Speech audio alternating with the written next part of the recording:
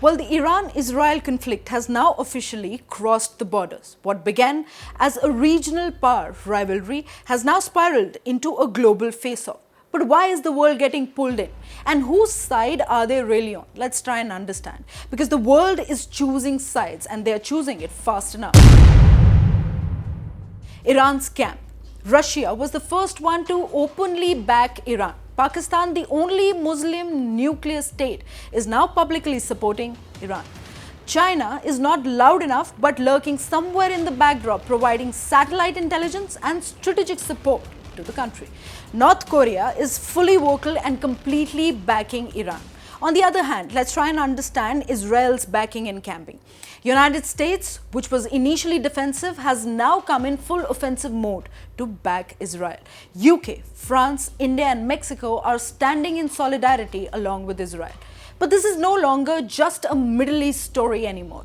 In a massive escalation, the United States and Israel have struck three crucial nuclear sites in Iran: Fordow, Natanz and Isfahan. Targets deep inside Iran's nuclear heart. But why? It's a clear warning: back off. But to understand this conflict, we need to rewind the tape a bit, because for decades, Iran has built what it calls the axis of resistance.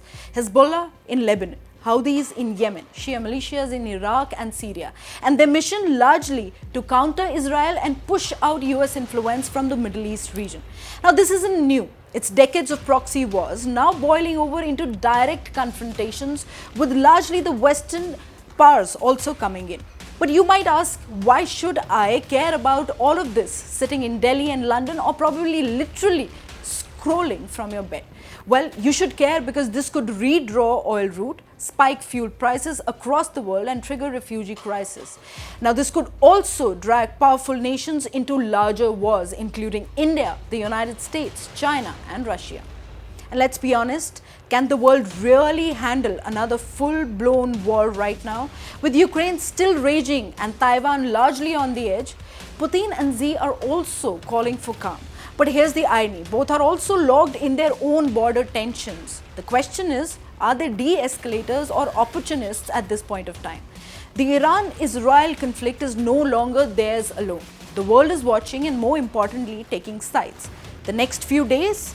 Well, the next few days could decide what the next few decades could look like for all of us. Follow for more real stories behind global headlines.